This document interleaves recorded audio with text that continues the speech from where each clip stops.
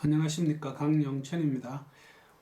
오늘 제가 잡은 주제는 심실벽 결손이라고 하는 심장의 어떤 질환입니다. 대부분은 선천성 질환인데 이것을 가진 사람이 다이빙 하는데 지장이 있느냐, 뭐 이런 질문을 받은 적이 있습니다. 우선 간단하게 심장 말씀을 드리자면, 지금 이쪽에 있는 것이 우심방이고요. 이게 우심실로 내려갑니다. 그래서 이 피가 폐로 갔다가 다시 좌심방으로 동맥피가 들어오고 좌심실로 내려가서 온몸으로 퍼져나갑니다. 근데 이 심실벽 결손이라는 것은 이 아래쪽에 있는 두 개의 방에 통로가 나 있는 겁니다. 그래서 이런저런 문제들을 일으키게 되죠. 저희들 다이버들이 많이 관심을 가지고 있는 것은 사실은 PFO, 난원공 개존증이라고 하는 그런 병으로, 이것이 있는 분들의 경우에 우심방으로 온 정맥피 속에 들어있는, 그것이 다이빙 이후에 발생하는 질소 기포가 어떻게 좌심방으로 넘어가면 이 기포들이 바로 감압병을 일으킬 수 있다, 이 정도로 되어 있습니다. 그런데 만약에 이 손이 아래쪽에 있는 심실 그 벽에 구멍이 나 있다면 다이버에게 어떤 영향을 줄 것인가, 뭐 그런 내용이 되겠습니다.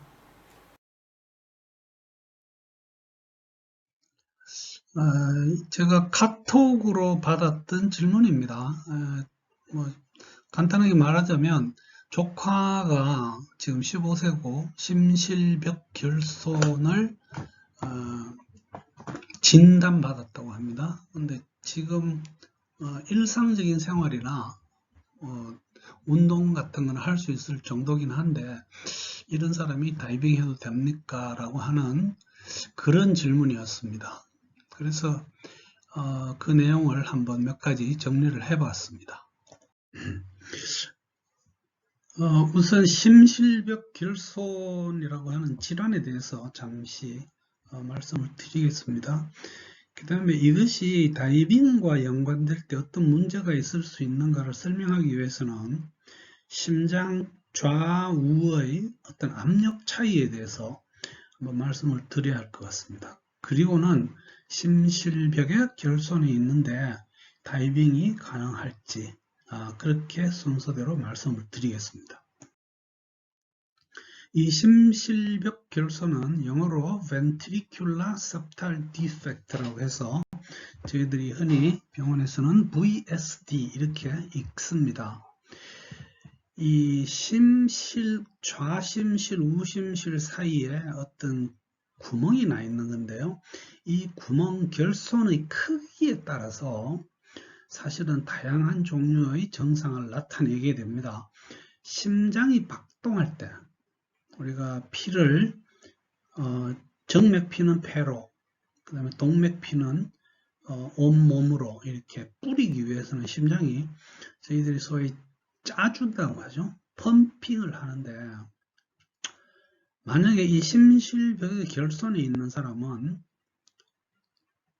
좌심실에서 대동맥으로 들어가야 되는 그 동맥혈이 부분적으로 혹은 상당량이 우측으로 흘러버리고, 이 우측으로 들어간 동맥피는 다시 폐 쪽으로 가서 심장으로 되돌아옵니다.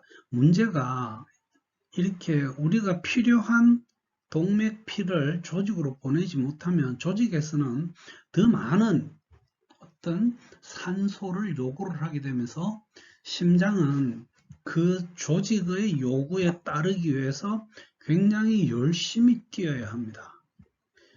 이 어떤 그 심장의 형태적인 질환은 선천성 어떤 요인이 있습니다.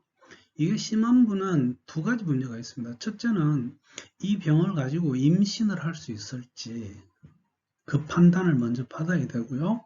그 다음에 임신을 하고 만약에 출산을 하는 경우에는 어쩌면 아기에게도 이것이 전달되는 경우가 워낙 많기 때문에 사실은 엄마와 아기가 모두 이 병에 대한 추적, 관찰을 계속 해야 되는 그런 점이 있습니다.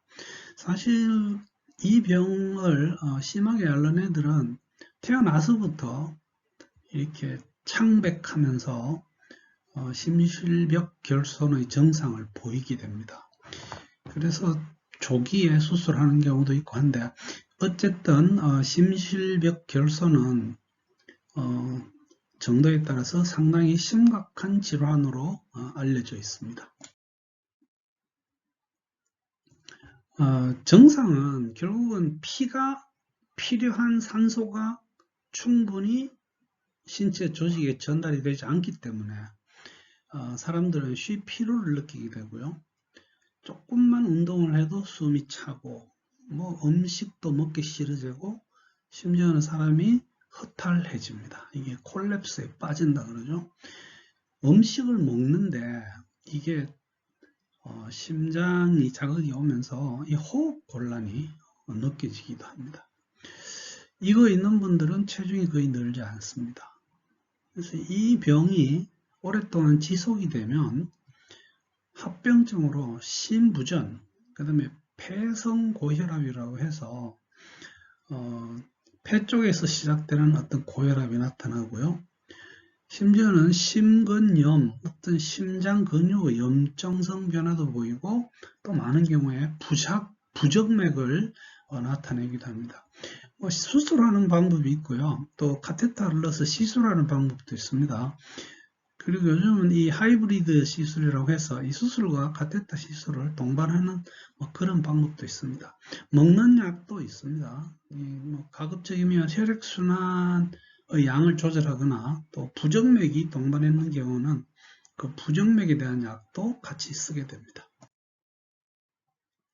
이 심장은 좌측과 우측이 함께 박동을 하는데 할 때의 좌측과 우측의 압력이 다릅니다.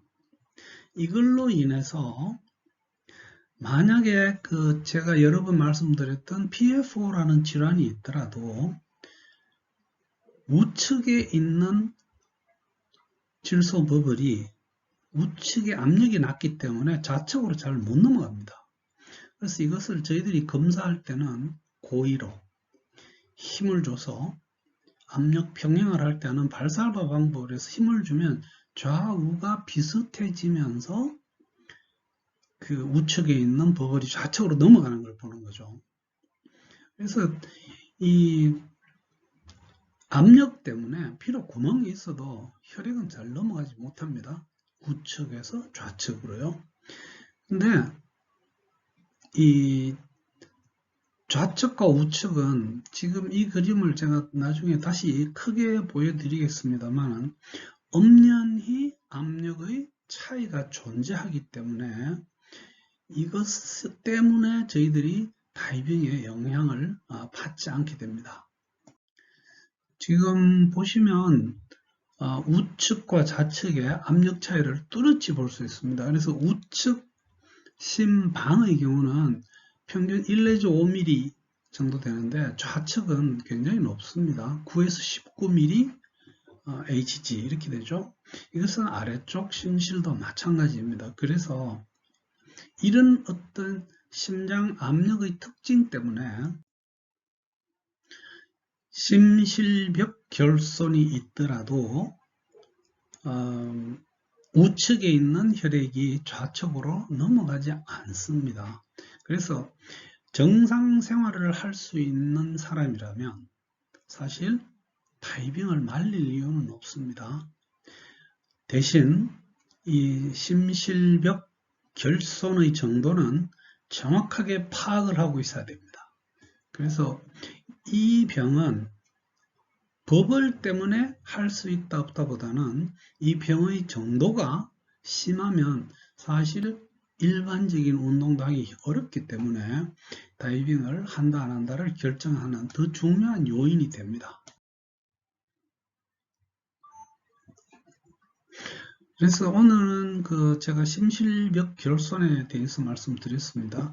지금 여기 있는 카톡 글씨는 제가 방금 말씀드린 그런 내용들을 정리하는 거고요. 심장의 압력 때문에 버벌이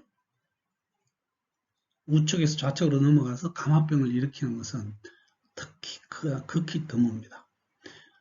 그러나 이 심실벽 결손이 있는 사람은 일반적인 생활을 하기에 아주 힘든 경우까지도 흔히 있기 때문에 이것은 먼저 교정을 하고 다른 운동, 다이빙을 포함해서 하는 게 맞을 것 같습니다. 경청해 주셔서 대단히 감사합니다.